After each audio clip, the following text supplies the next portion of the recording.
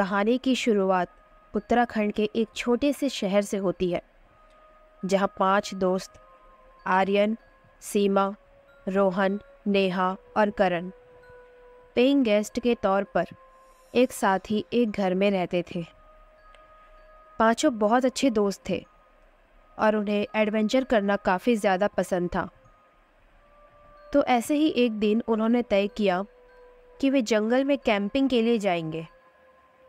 सब लोग इसके लिए बहुत ज़्यादा एक्साइटेड हो गए थे, इसलिए उन्होंने फ़ौरन इंटरनेट पर कुछ ऐसे जंगलों के बारे में पता किया जो एडवेंचर से भरपूर हो।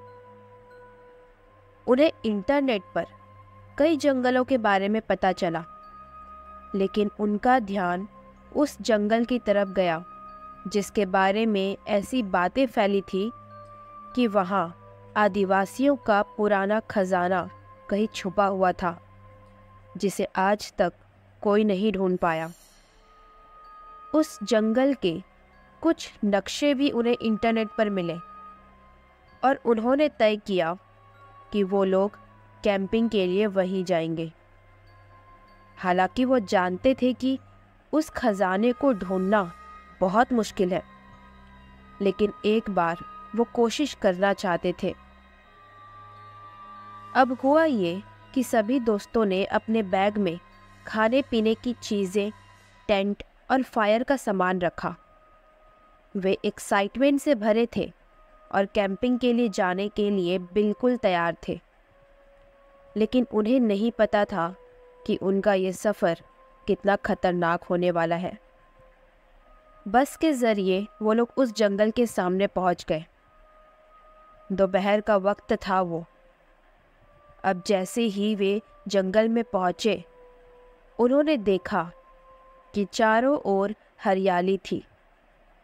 पक्षियों की चहचहाहट और ठंडी हवा से उनका मन खुश हो गया था।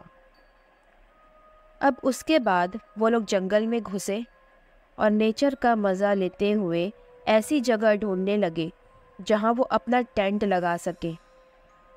जल्द ही उन्हें ऐसी जगह मिल गई और शाम होते होते उन्होंने अपना टेंट लगाया। फिर रात का खाना बनाते हुए वे हंसते खिलखिलाते रहे। लेकिन जंगल की रात में एक अजीब सी खामोशी छा गई। रात के समय खाना खाते हुए सभी कैंप फायर के आसपास बैठे थे कि तभी नेहा ने कहा, इस जंगल में एक खजाना तो छिपा है, लेकिन क्या ये सच हो सकता है? हो सकता है कि ये सिर्फ अफवाह हो। तो आर्यन ने कहा, मैंने एक आर्टिकल में इसके बारे में एक और चीज़ पढ़ी थी। इस जंगल में खजाना तो है, लेकिन जो भी उसे पाने की कोशिश करता है वो जिंदा नहीं बचता, क्योंकि वो खजाना शापित है।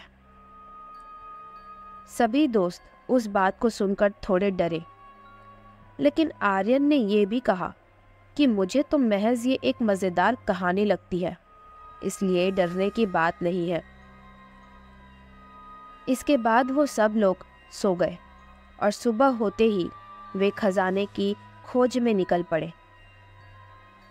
असल में उन लोगों ने इंटरनेट पर मिले कुछ नक्शों को अपने पास रख लिया था और उसी नक्शे के सहारे वो लोग जंगल में घूमते हुए खजाने की जगह तलाश रहे थे। लेकिन तभी आर्यन की नज़र नक्शे के पीछे लिखी एक लाइन पर गई, जिसमें लिखा था, जो भी इस खजाने को खोजेगा उसका जीवन भी शापित हो जाएगा। लेकिन अब हुआ ये कि सभी दोस्तों ने इसे नज़रअंदाज कर दिया। वे नक्शे के अनुसार चलने लगे। हर कदम पर उनकी एक्साइटमेंट बढ़ती जा रही थी, लेकिन साथ ही जंगल की गहराइयों में कुछ अजीब सा महसूस हो रहा था। लेकिन अब उन्होंने क्या देखा कि जैसे जैसे वे आगे बढ़ते गए, जंगल की हरियाली कम होती जा रही थी और अंधेरा और डरावना माहौल उन्हें घेरने लगा था। तभी अचानक रोहन का पैर फिसल गया और वो एक गहरे गड्ढे में गिर गया। उन्होंने नोटिस नहीं किया था कि वहाँ इतना बड़ा गड्ढा था नेहा ने रोहन से पूछा, क्या तुम ठीक हो? तो रोहन ने कहा कि उसके पैर में खरोंच आ गई है। अब जैसे तैसे करके दोस्तों ने उसे खींचकर बाहर निकाला। रोहन की आंखों में डर साफ नजर आ रहा था। अब ये देखकर करण ने कहा कि उन्हें ऐसे में आगे नहीं जाना चाहिए, क्या पता और कौन सा हादसा हो जाए। पर बाकी दोस्तों को खजाने की लालसा थी, इसलिए धीरे धीरे करके वो लोग आगे बढ़ते चले गए। अब ऐसे ही रात हो गई और उन्होंने देखा कि खजाने की तलाश में वो लोग बहुत दूर आ गए थे। ऊपर से रात होते ही उन्हें जंगल में अजीब आवाज़ें सुनाई देने लगी। एक पल के लिए तो उन्हें ऐसा लगा जैसे कोई उन्हें पुकार रहा हो। सीमा ने कहा, ये क्या हो रहा है? मुझे बहुत डर लग रहा है। तभी उन्हें ऐसा लगा जैसे कि कोई उनके पीछे से होकर गुजरा हो और उससे सभी के दिल की धड़कन तेज हो गई। सभी अब वापस जाने के लिए बोलने लगे, लेकिन मसला ये हुआ कि अंधेरे में वापस टेंट तक पहुंचना मुश्किल नजर आ रहा था। तभी नेहा को लगा कि कोई उसके पीछे खड़ा है, तो वो पीछे मुड़ी और अचानक उसे ऐसा लगा जैसे कि एक काला साया उसकी आंखों के सामने से हवा की रफ्तार से गुजरा हो। अचानक नेहा इससे और घबरा गई और बोली कि उन्हें यहाँ से चले जाना चाहिए। अब करण ने फिर से नक्शा देखा और उसे पता चला कि वो लोग उस जगह तक पहुँच चुके हैं जहाँ खजाना छुपा हुआ है, लेकिन अभी भी इतने बड़े इलाके में उसे ढूंढ पाना मुश्किल था। इसलिए करण ने भी वापस चलने की सलाह दी। अब अचानक उन सबको एक आवाज़ आई, जान बचानी है तो भाग जाओ। ये सुनते ही उनके होश उड़ गए और उन्होंने एक दूसरे को देखा। उनकी आंखों में डर साफ दिखाई दे रहा था। फिर हुआ ये कि वे सभी टेंट की तरफ भागे, लेकिन उन्हें ऐसा लग रहा था कि कोई उनके पीछे आ रहा है। जैसे तैसे तेज भागते हुए वो टेंट पर पहुंच ही गए और टेंट में घुसकर चुपचाप हांफते हुए बैठ गए। तभी टेंट के बाहर अजीब सी आवाज़ गूंजने लगी और इससे उन सभी का खून जाम सा हो गया। सभी एक दूसरे को देखकर कहने लगे कि अब क्या करें, यहाँ से कैसे निकलें। तो आर्यन ने कहा कि उन्हें फौरन जंगल से निकलना होगा, लेकिन परेशानी ये थी कि रात को वो जंगल से निकलेंगे कैसे, और निकल भी गए तो वापस शहर जाने के लिए उन्हें कोई लिफ्ट मिलेगी या नहीं। पर नेहा ने कहा, लेकिन हम यहाँ रुक कर भी क्या सकते हैं? अगर यहाँ रुके और कुछ हो गया तो क्या करेंगे? उसकी बात भी सही थी। इसलिए उन्होंने सोचा कि हिम्मत जुटाकर उन्हें जंगल से बाहर निकलने की कोशिश करनी ही होगी। तो फिर सभी ने हिम्मत जुटाई और टेंट से बाहर निकले। बाहर फिर से सन्नाटा पसरा हुआ था और इसका फ़ायदा उठाकर वो लोग धीरे धीरे जंगल से बाहर जाने लगे, लेकिन हर कदम पर उन्हें किसी के होने का एहसास हो रहा था। वो लोग धीरे धीरे आगे बढ़ रहे थे, लेकिन तभी उनका ध्यान इस बात पर गया कि रोहन वहाँ उनके साथ है ही नहीं।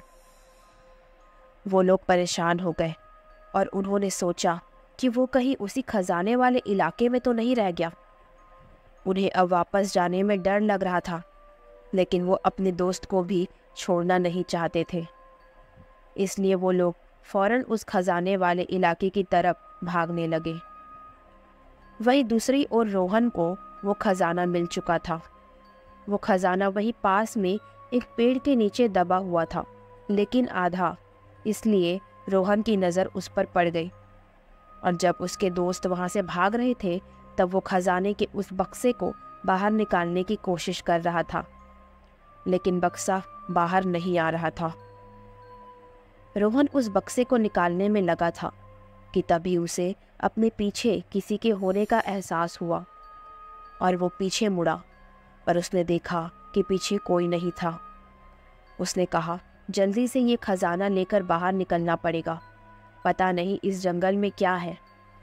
वो अपनी पूरी ताकत से बक्से को बाहर की तरफ खींचने लगा, लेकिन जब बक्सा नहीं निकला तो उसने उसका ढक्कन खोलने की कोशिश की ताकि खजाना ही अपने बैग में भर कर ले जा सके। अब हुआ ये कि बक्से का ढक्कन तो खुल गया, लेकिन खजाने के ऊपर बैठे हुए एक सांप ने रोहन को डस लिया और वो तड़पते हुए ज़मीन में गिर पड़ा। उसी समय उसके दोस्तों का भी वहाँ आना हुआ, और जब उन्होंने रोहन की हालत देखी तो उनके पैरों तले ज़मीन खिसक गई। उन्होंने देखा कि उस खजाने के ऊपर सांप बैठा हुआ था और उनकी तरफ ही देखकर फुफकार मार रहा था। ये देखकर उनके रोंगटे खड़े हो गए। अब रोहन के पास जाने के लिए जैसे ही उन लोगों ने अपने कदम बढ़ाए, उन्होंने देखा कि उस गुस्सैल सांप ने दोबारा रोहन को डस लिया और अब रोहन के मुंह से झाग भी निकलने लगा था। वो तड़पते हुए अपने हाथ पैर मार रहा था। उसके सभी दोस्त उसे तड़पते हुए देख रहे थे और डर के मारे उनकी हालत ख़राब होती जा रही थी। जैसे तैसे करके करण ने रोहन का हाथ पकड़ा और उसे अपनी तरफ खींच लिया ताकि वो सांप से दूर हो जाए। उन्होंने रोहन को दिलासा दिया कि वो ठीक हो जाएगा और उसे घबराने की ज़रूरत नहीं है। वो समझ गए थे कि वो खजाना सच में शापित है और वो सांप खजाने की रक्षा करने वाला है। इसलिए उन्होंने दोबारा खजाने की तरफ देखने की भी हिम्मत नहीं की। फिर हुआ ये कि वो लोग रोहन को उठाकर फौरन जंगल से निकलने के लिए भागे। वो लोग बहुत तेज़ी से भाग रहे थे ताकि जल्द से जल्द उसे अस्पताल पहुंचाया जा सके। लेकिन जैसे ही वो लोग मेन रोड तक पहुंचे, उन्होंने देखा कि रोहन बेहोश हो गया था। उस समय शहर जाने के लिए कोई गाड़ी भी नहीं मिल रही थी और इस वजह से रोहन के साथ उन्हें वही रोड पर कई घंटों तक रहना पड़ा। रोहन को समय पर इलाज ना मिलने की वजह से वहीं पर उसकी मौत हो गई और ये दर्दनाक हादसा हमेशा के लिए बाकी चारों दोस्तों के मन में बस गया। कैसी लगी आपको ये कहानी? अच्छी लगी हो तो हमारे चैनल को सब्सक्राइब कर लीजिए ताकि ऐसी कहानी आपको रोज़ाना सुनने को मिलती रहे।